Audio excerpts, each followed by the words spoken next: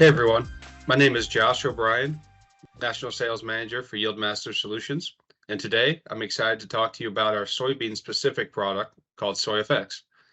Throughout this presentation, we're going to talk about how does Soyfx work, what impact does it have on the plant, what locations you should place it at to have the highest chance of success, and we're going to finish up with some trial data. So let's dive right in. We'll start by looking at the product profile for this product. Application rate-wise, you can apply it 3 different ways.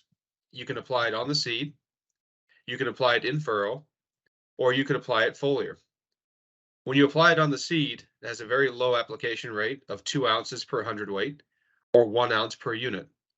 It can be co-applied with other products, and it does have a 100-day seed viability.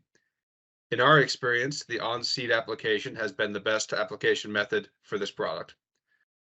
In furrow or foliar will have the same application rates of 16 ounces per acre. And if you do it in furrow, you want to make sure you mix a little bit of water with it or a little bit of liquid so you get coverage across that field. We would recommend 5 gallons of liquid per acre to make sure you're going to get that even coverage across the field.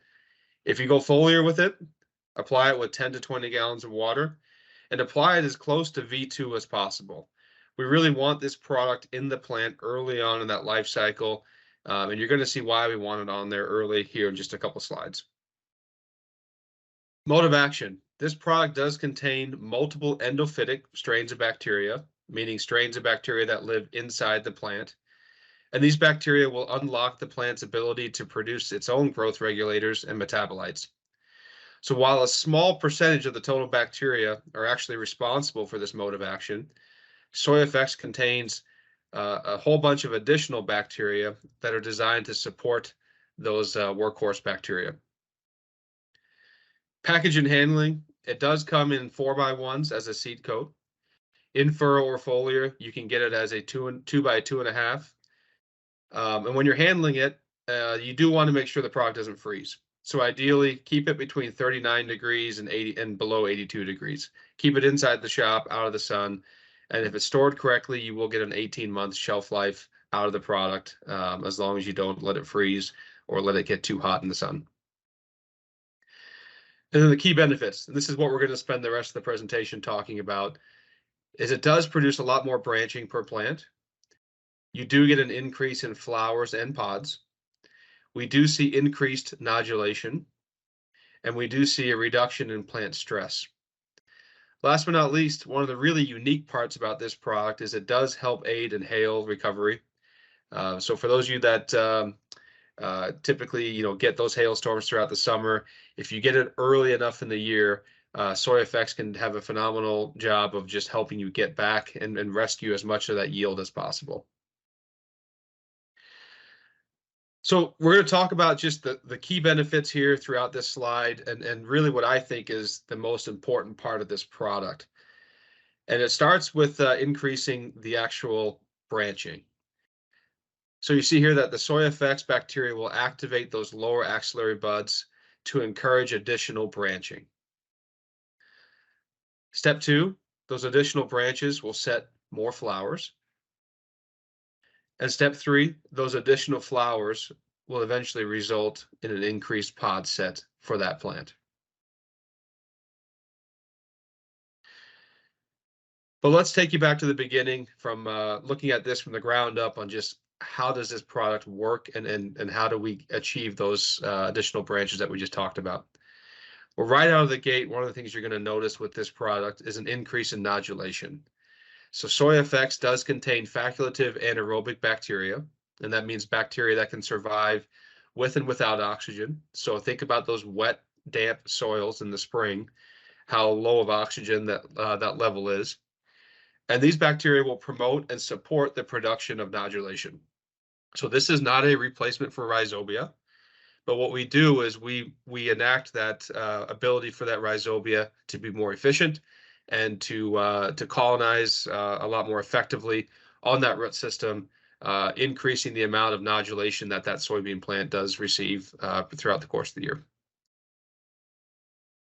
From there, we have specially identified microbes within the Soyfx product that will activate the lower axillary buds, encouraging the development of more branches.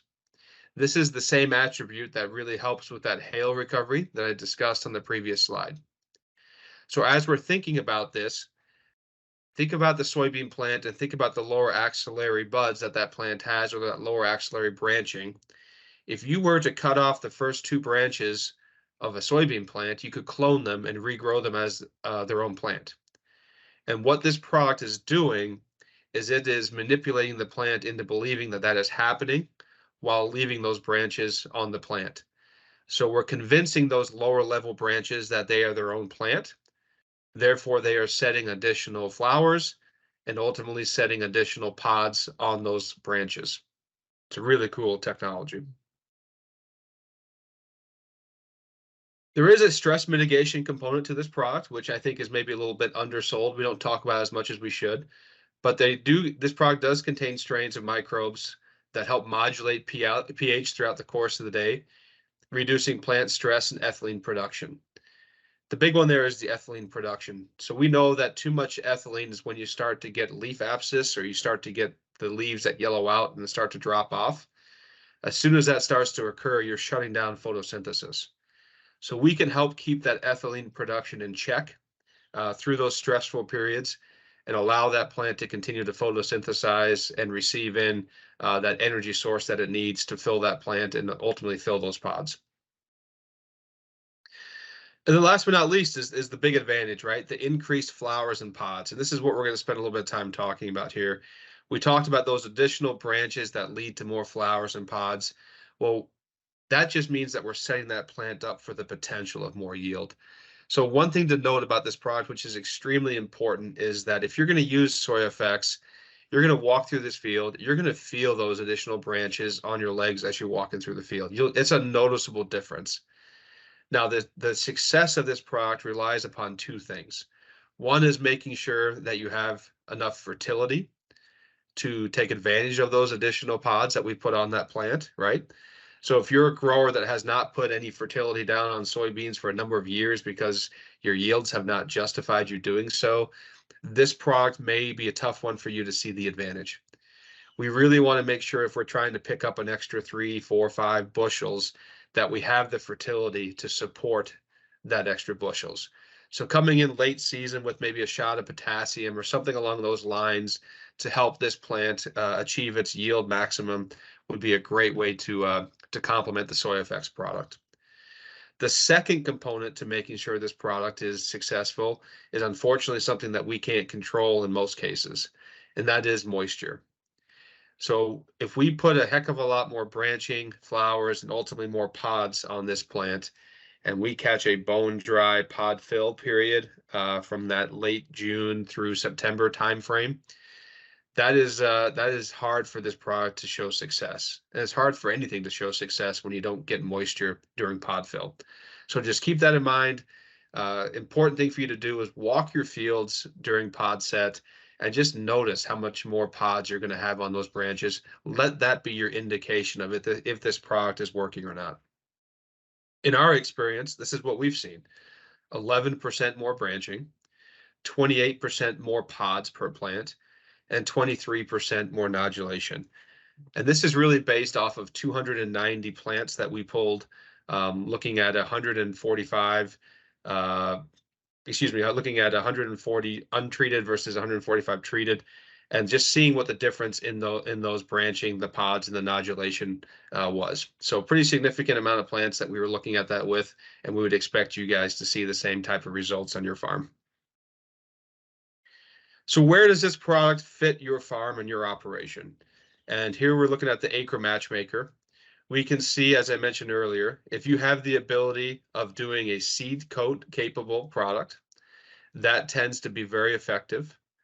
If you grow a group 2 variety soybean or a little bit longer variety soybean, you have a little bit higher likelihood of success. Not that you don't with the group 1s, but it tends to be the higher the group of soybeans, the more vertical they are, the more branching that we can put on that plant to allow for that additional pod set. A late foliar application with this product, if you're looking at coming in around fungicide timing, is not going to do you a lot of good, unfortunately. This product really, because it manipulates that early um, axillary branching, it really needs to be put down fairly early on in that process to make sure we can have some success there. If you are entering into an extremely heat and drought stressed area and the outlook moving into the summer is not looking much better, this one could be a tough one as well. Again, just trying to make sure that we have enough moisture to fill those pods is a critical thing. I know we can't always predict what the weather's going to be, but if you have a spot in your field that is just very, very high sandy soil, and you know that it always has moisture issues in terms of retaining enough moisture to fill pods, probably not a great area to put this product. But if you do have an area of the field that holds moisture fairly well, and you're able to put some fertility in there to support the additional 3, 4, 5 bushels that this product can put on that plant, that is a really nice situation. So your high management fertility acres, that would be where you want to target this product. And as we look at our data set from 2022, I will tell you that we were dry in most of this area in 2022, and we didn't know what the results were going to be. However, we did receive some really nice shots of rain in late July and throughout August, which was critical in matching up right with our pod fill. So the results were actually fairly nice this year. We averaged just under 3 bushels per acre as we looked at those 7 different locations throughout the states that you see here on the slide. So really nice win rate for us this year with Soyfx, looking at the upper Midwest, almost 3 bushel per acre advantage with the product in our 2022 proof of concept trials. And the last slide I'll leave you with is a slide showing you kind of what I mean about the branching and then the efficacy after the hail event. So on the left-hand side there, you can see a check plant versus a treated plant, which was several rows, maybe 4 or 5 rows away from each other. And the best analogy I've heard for this when people walk fields is it's somewhat similar to having a light pole versus a chandelier. You can see the check does have some nice branching, and there's certainly some nice pod fill in there.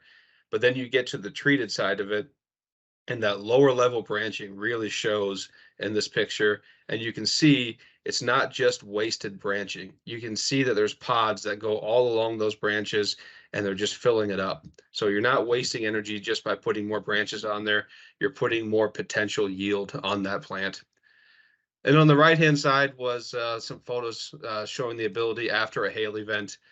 You can see here that these photos were taken approximately a month and a half after the hailstorm. And on the right-hand side would be the untreated section of the field versus the left-hand side, which was the treated section of the field, and just how much better that treated section of field had regrowth versus the untreated.